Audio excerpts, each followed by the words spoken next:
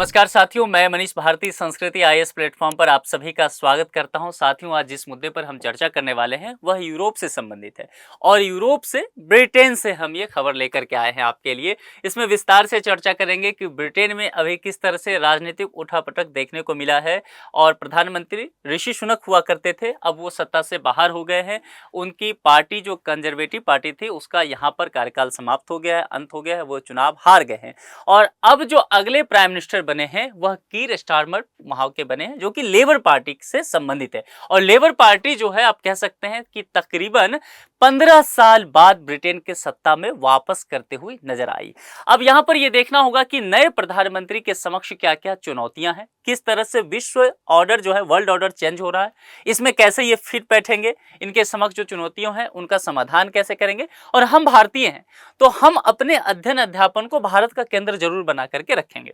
तो हम यह भी देखेंगे भारत के साथ इनका संबंध कैसा रहेगा। यहां पर आप एक तस्वीर देख रहे हैं, यह जम्मू कश्मीर का पुराना मैप है, यानी कि 5 अगस्त 2019 से पहले जब भारत के पार्लियामेंट ने यहां पर आर्टिकल 370 को खत्म नहीं किया गया था और आर्टिकल धारा जो है 35A को खत्म नहीं किया था, ये उससे पहले का है।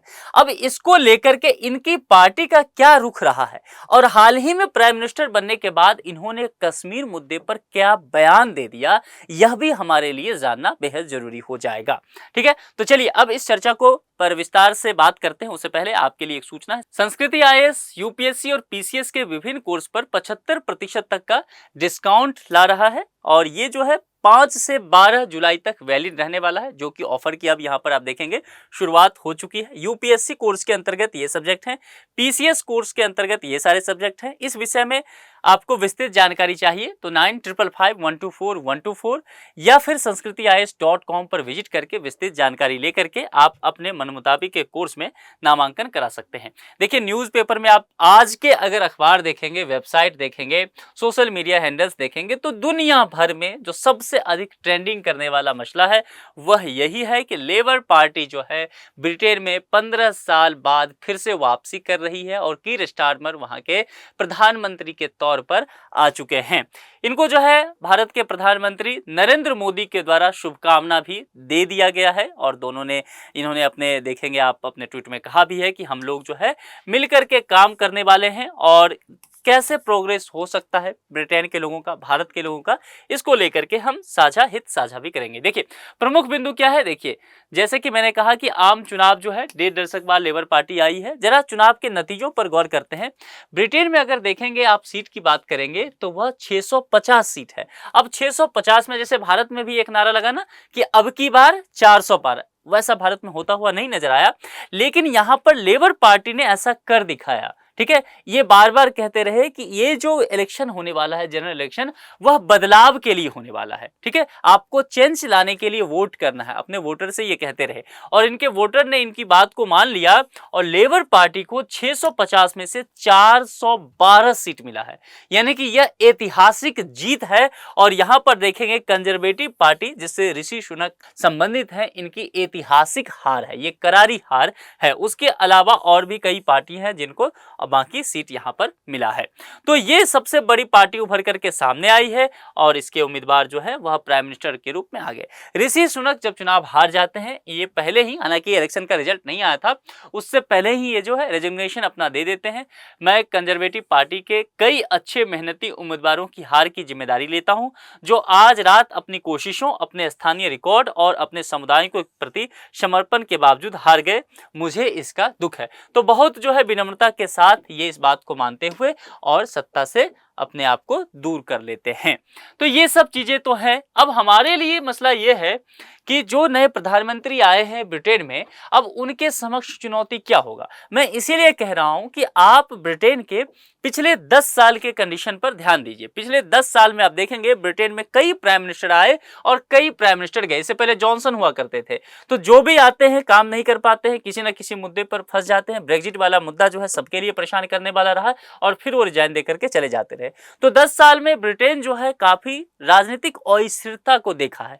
अब यह कहा जा रहा है कि इसीलिए लोग इस बात से तंग आ गए थे और कंजर्वेटिव पार्टी को सत्ता से बाहर करना चाह रहे थे। तो लेबर पार्टी की वापसी इस मायने में भी देखा जा रहा है कि यहां पर यह अब बहुत बेहतर काम करेगी। वहां जो करप्शन का मसला है उस पर काम कर पाएगी, वहां पर जो बेरोजगारी हो गया है, युवाओं में जो स्किल की कमी होने लगी है, इन सब चीजों पर काम करेगी, क्लाइमेट चेंज को लेकर के काम करेगी। तो इनके समक्ष बहुत सारी चुनौतियां भी यहां पर है और सबसे बड़ी चुनौती जो मैंने कहा अर्थव्यवस्था को लेकर के, ब्रिटेन की इकोनॉमी के विषय में कहा जा रहा है कि वह डिरेल्ड हो गई है, यानी कि पटरी से उतर गई है और अर्थव्यवस्था पटरी से ऐसे उतरी है कि विकास दर वह 0.1% हो गया है।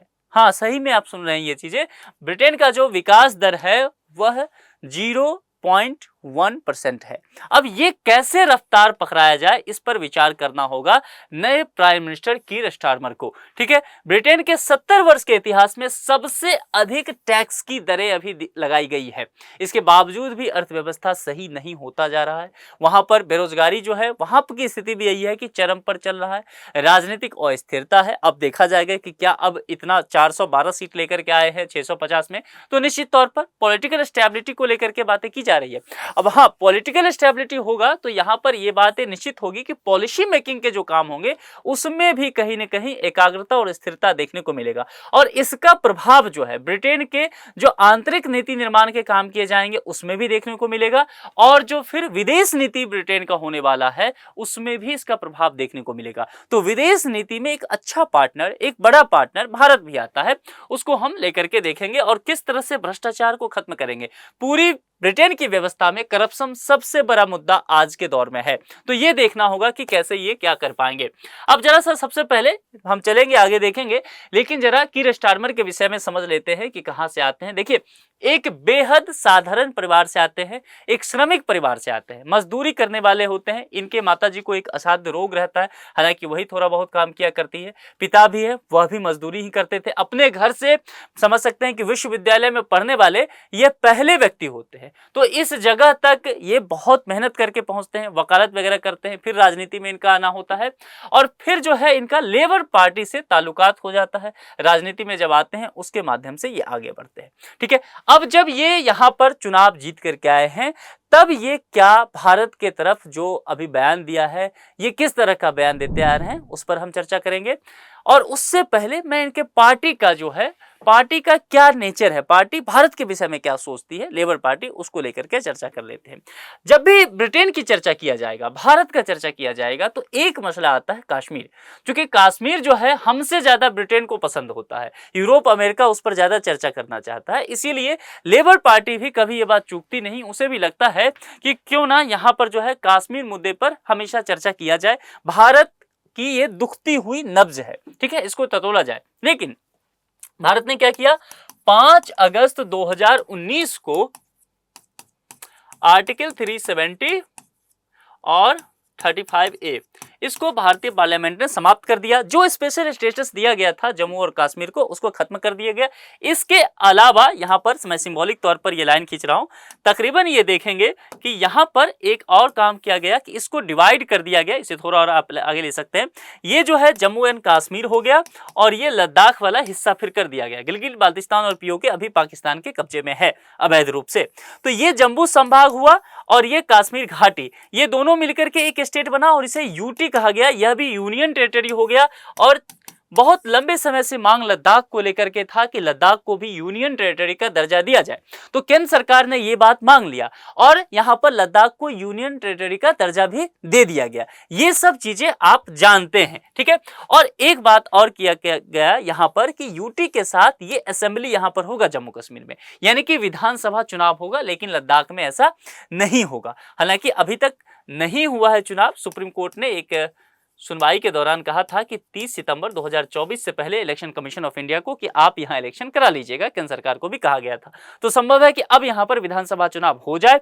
और सुप्रीम कोर्ट ने यह भी कहा कि जैसे ही आपको मौका लगे कि यहां की स्थिति ठीक है तो इसे पूर्ण राज्य का भी दर्जा दे दीजिएगा। केंद्र सरकार ने भी यही कहा है। प्राइम मिनिस्टर जब जम्मू कश्मीर यात्रा पर गए थे तब भी उन्होंने कहा कि समय जैसे ही आएगा, हमें लगेगा कि सही माहौल चल रहा है तो पूर्ण राज्य का दर्जा इसे दे दिया जाएगा। अब भी जम्मू कश्मीर की वही स्थिति है इस देश में, जो कि दिल्ली की है, जो कि पुडुचेरी की है। आप कहेंगे दिल्ली पुडुचेरी जैसे कैसे? क्योंकि मैंने कहा कि दिल्ली, पुडुचेरी और जम्मू कश्मीर, यहाँ ये तीनों यूटी है, यूनियन टेरिटरी है, केंद्र शासित प्रदेश है, पूर्ण राज्य नहीं है। लेकिन इन तीनों ही जगह पर जो है असेंबली इलेक्शन होता है, विधानसभा का चुनाव होता है, लोग अपने प्रतिनिधि को चुनते हैं, मुख्यमंत्री बनते हैं, और यहाँ पर केंद्र के जो प्रतिनिधि के रूप में काम करते हैं वह गवर्नर नहीं बल्कि लेफ्टिनेंट गवर्नर होते हैं, एलजी होते हैं। ठीक है, ये मामला इतना समझ में आ गया। अब जैसे ही ये सब चीजें हुआ ना, तो 2-3 लोगों को बहुत अधिक परेशानी हुआ। ठीक है, एक तो पाकिस्तान को हुआ, एक चीन को हुआ, ठीक है, तुर्की को भी हुआ, कुछ और मिडिल ईस्ट के कंट्री थे उनको हुआ, और एक ब्रिटेन भी इसमें शामिल था। तो लेबर पार्टी, जिस पार्टी से अभी कीर स्टारमर संबंधित हैं, जो प्राइम मिनिस्टर बने हैं, इनके पार्टी ने भी इसकी निंदा की।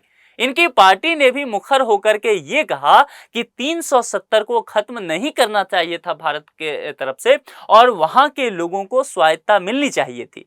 तो ये सारी बातें जो है लेबर पार्टी के तरफ से कहा गया। इसीलिए इस चुनाव में यह अंदेशा था कि यदि लेबर पार्टी चुन करके आ जाती है सत्ता में, कंजर्वेटिव पार्टी चली जाती है सत्ता से बाहर, तो भारत के साथ ब्रिटेन का जो संबंध है वह बिगड़ सकता है। फ्री ट्रेड एग्रीमेंट को लेकर के जो बातें चल रही है वो सब ठप हो सकता है। लेकिन अब देखते हैं आगे होता क्या है, ये तो समय बताएगा। लेकिन अभी जब ये प्राइम मिनिस्टर बनते हैं, प्राइम मिनिस्टर बनने के बाद इनकी एक जो है चर्चा होता है, और चर्चा के दौरान ये जो है यहाँ पर एक लेबर फ्रेंड्स ऑफ इंडिया यानी कि LFI एक कह सकते हैं गुट है, एक संगठन है, इसके साथ इनके यहाँ एक संवाद होता है। इस संवाद में कश्मीर मुद्दा भी उठाया जाता है। ये कल ही की बात कर रहा हूं, प्राइम मिनिस्टर बनने के तुरंत बाद की स्थिति है। ठीक है, क्योंकि यहां पर ये देखिए, ये लेबर फ्रेंड्स ऑफ इंडिया जो है ये सब सपोर्टर थे इनके, कीर के। ठीक है, तो इन लोगों ने काफी सपोर्ट किया इनको इलेक्शन जीतने में, और इस बार ऐसा हुआ कि भारतीय अधिकांशतः लोगों ने कीर को ही वोट दिया है, लेबर पार्टी को वोट दिया। ये समझिए, क्योंकि ऐसा 15 साल में नहीं देखा गया था। तो अचानक भारतीय लोग जो है कंजर्वेटिव से लेबर पार्टी की तरफ शिफ्ट हो गए। आप कहेंगे भारतीय लोग का इतनी मसला क्यों कहते हैं ब्रिटेन के चुनाव में? देखिए, वहां जो डायस्पोरा रहता है, भारतीय मूल के लोग की बात कह सकते हैं, वह 15 लाख है, 1.5 मिलियन के आसपास है इनकी आबादी, और ब्रिटेन के जनसंख्या में तकरीबन जो है यह 2% के आसपास है। 2% से थोड़ा ज्यादा ही रख लीजिए, 2.3% के आसपास है। तो ये निर्णायक भूमिका में होते हैं। 50% वोटर जो है कहा जा रहा है कि वह लेबर पार्टी की तरफ गया है, भारतीय मूल के लोग, जबकि ऋषि सुनक जो है भारतीय मूल के थे, जो इससे पहले प्राइम मिनिस्टर थे। तो ये सब चीजें हुआ, तो उम्मीद किया गया कि इनका जो झुकाव रहेगा, इनका झुकाव भी भारत की तरफ रहेगा। खास करके कश्मीर इशू जब इनसे कल पूछा गया तो इन्होंने भारत के लिए बहुत अच्छा जवाब दिया है। यहाँ पर पाकिस्तान, चीन और उसके जो पसंदीदा देश हैं उन सबों को परेशानी होगा। क्योंकि जब इनसे कश्मीर पूछा गया तो इन्होंने कहा, देखिए कश्मीर जो है, पहली चीज जो भारत हमेशा कहता आ रहा है कि यह द्विपक्षीय मुद्दा है, यानी कि यह भारत और पाकिस्तान के बीच का मसला है, किसी भी थर्ड पार्टी को इसमें एंट्री नहीं करनी चाहिए, हमें किसी के समझौता कराने की आवश्यकता नहीं है। तो पहली चीज तो ये, और दूसरी चीज इन्होंने कहा इसका समाधान शांति से होना चाहिए। तो भारत जो कहता रहा है वही बयान इन्होंने एकदम कॉपी पेस्ट कर दिया वहां पर। तो भारत के लिए तो ये अच्छा है। तो निश्चित तौर पर इनकी पार्टी ने विरोध जरूर किया था, हालांकि 370 पर बात नहीं किया गया। 370 पर इनका क्या रुख होगा वो आगे आने वाले समय में देखा जाएगा, लेकिन 370 भारत के दृष्टिकोण से तो बीते जमाने की बात हो गई, अब तो वो लौट के आने वाला चीज में नहीं है। बाकी अपने भाषण के दौरान जो है, चूंकि हिंदू समुदाय वहां बहुत रहते हैं, तो यहाँ पर ये हिंदू मंदिर में भी जाते हैं, हिंदू समुदाय को भी कहते हैं कि हिंदू फोबिया जैसी स्थिति कुछ नहीं होने वाली है, यहाँ आप लोग जो है एकदम बढ़िया से रहिए और हम लोग साथ मिलकर के ब्रिटेन का विकास करेंगे। भारत और ब्रिटेन के रिश्तों को एक नई ऊंचाई पर ले जाने की बात ये करते रहे। जब इनसे कल बात किया गया तो इन्होंने कहा कि भारत के साथ कई मसले पर हम बातचीत करना चाहते हैं, कई मुद्दे पर हम जो है साझा काम करना चाहते हैं, जैसे कि इन्होंने कहा पर्यावरण को लेकर के। यूरोप जो है वह क्लाइमेट चेंज से बहुत ज्यादा गुजर रहा है, हम सभी गुजर रहे हैं। इस बार आपने टेम्परेचर देखा, लेकिन यूरोप में इसका ज्यादा मार पड़ रहा है और ब्रिटेन उसमें एक शामिल देश है। तो पर्यावरण को लेकर के बातें की। आर्थिक सुरक्षा इनके लिए बहुत जरूरी है। मैंने कहा इनका विकास दर जो है वह 0.1% हो चुका है। तो जाहिर सी बात है कि इनको इस चीज के लिए भारत की मदद चाहिए। क्यों चाहिए? भारत बहुत बड़ा बाजार है। तो बाजार बड़े होने की वजह से भारत जैसा पार्टनर इनको चाहिए। उसके अलावा सुरक्षा को लेकर के, डिफेंस को लेकर के बात किया। इसके अलावा एक चीज मैं बताऊं तो ब्रिटेन में बहुत अच्छे अच्छे यूनिवर्सिटी हैं और कहा जाता है कि उस यूनिवर्सिटी का, जैसे ऑक्सफोर्ड वगैरह है, इनका खर्चा ही भारतीय स्टूडेंट से चलता है। अगर भारतीय छात्र ना जाए तो स्थिति खराब हो जाए। तो इन्होंने कहा कि हम शिक्षा पर भी साथ मिलकर के काम करना चाहेंगे, इसके अलावा तकनीक पर हम जरूर काम करेंगे और फिर वैश्विक मंच जो है उस पर हम भारत के साथ कंधा से कंधा मिलाकर के काम करेंगे। तो अभी तो ये चीजें बहुत अच्छी अच्छी कहते हुए नजर आ रहे हैं। अब देखेंगे आगे चल के ये सब क्या होता है। लेबर पार्टी का अगर वैसे भी आप रुख देखेंगे ना, तो लेबर पार्टी का रुख भारत से बहुत विरोधी रहा नहीं है। शुरुआत में अगर देखेंगे, जब आप ये समझिए कि 1945 का समय था, जब भारत आजाद नहीं हुआ था, तो लेबर पार्टी का उस वक्त का चुनाव में जो घोषणा पत्र था ब्रिटेन में, जैसे सभी पार्टी का जब चुनाव में जाते हैं तो मैनिफेस्टो जारी होता है ना, घोषणा पत्र, कि उनके क्या क्या प्रमुख बिंदु हैं, इलेक्शन में आने के बाद वो क्या काम करेंगे। तो जब ब्रिटिश इंडिया, आप कह सकते हैं, भारत गुलाम था, 1945 वाला जब इलेक्शन हो रहा था ब्रिटेन में, और उस वक्त कंजर्वेटिव पार्टी मैदान में थी, लेबर पार्टी भी मैदान में थी, तो लेबर पार्टी ने 1945 में आजादी के ठीक पहले जब अपना घोषणा पत्र जारी किया, उस घोषणा पत्र में 100 सरकार की बात किया गया था। यानी कि भारत की स्वतंत्रता की बात जो है लेबर पार्टी ने अपने मैनिफेस्टो में कहा था कि हम सरकार में आएंगे तो भारत को स्वतंत्र कर देंगे, आजाद कर देंगे। तो वहां से तो देखिए अच्छा संबंध यहां पर है। 1947 में भी क्लेमेंट रिचर्ड एटली जब वहां पर चुनकर के आते हैं, प्रधानमंत्री बनते हैं, उसके बाद भारतीय स्वतंत्रता अधिनियम 1947 लेबर पार्टी के द्वारा और एटली के प्रधानमंत्री रहने के द्वारा ही लाया गया था। तो यह भी एक अच्छा संकेत वहां से। इसके अलावा एक और चीज बताता हूं, जालियांवाला हत्याकांड हुआ। जालियांवाला हत्याकांड ने पूरी दुनिया को हिला के रख दिया था। जनरल डायर के उस कृत्य ने सबको शर्मसार किया, मानवता को शर्मसार किया। भारत लगातार यह मांग करता रहा कि ब्रिटेन को उसके लिए माफीनामा देना चाहिए औपचारिक तौर पर, लेकिन ब्रिटेन इससे आनाकानी करता रहा। लेकिन मैं आपको बताऊं तो लेबर पार्टी 2019 में औपचारिक तौर पर, खुले तौर पर जालियांवाला हत्याकांड के लिए माफी मांगा, यानी कि माफीनामा उसने दिया। तो कुल मिलाकर के देखिए, इसको कश्मीर इशू से थोड़ा सा अलग लेकर के चलते हैं। कश्मीर पर जो 370 का जैसे मसला है, उस पर लेबर पार्टी का कुछ अलग मत है कि वहां नहीं हटाना चाहिए था या जो भी। लेकिन अभी जो प्राइम मिनिस्टर सत्ता में आए हैं और कश्मीर इशू को लेकर के इन्होंने बात किया, तो कहा कि भाई द्विपक्षीय मसला है, शांति से आप लोग समाधान कर लीजिए। तो कुल मिलाकर के संकेत तो फिलहाल तो यही दिख रहा है कि आगे सब जो है ऑल इज वेल होने वाला है। लेकिन समय बताएगा कि भारत और इंग्लैंड का संबंध जो है अब कहां तक पहुंचता है। उम्मीद तो यही है कि यह संबंध जो है वह बेहतर स्थिति तक पहुंचता रहे। इस लेक्चर में इतना ही रखते हैं। आप क्या सोचते हैं, आपको क्या लगता है कि कीर स्टारमर जो नए प्रधानमंत्री बने हैं भारत को कितना अधिक महत्व देंगे, और क्या भारत के बिना आज जो उसी इंग्लैंड का जिसने हम पर शासन किया, क्या उसकी अर्थव्यवस्था की गाड़ी चल सकती है? आप कमेंट बॉक्स में अपने विचार हमें जरूर लिख करके बताएं। आज के इस लेक्चर में इतना ही। अपना बेहद ख्याल रखिए। शुक्रिया।